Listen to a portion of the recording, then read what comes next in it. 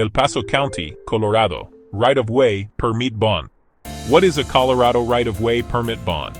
A surety bond is required for any construction project that involves the excavation, grading, or other work on a public roadway.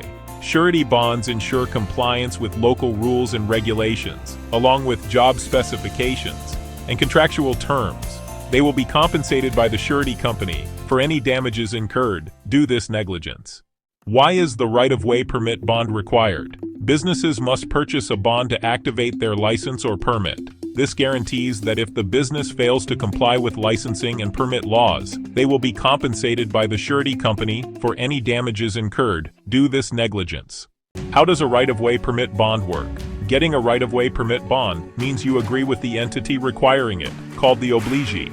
Your surety company agrees to cover for you in case your clients or public make claims against their contract and need payment from your bond.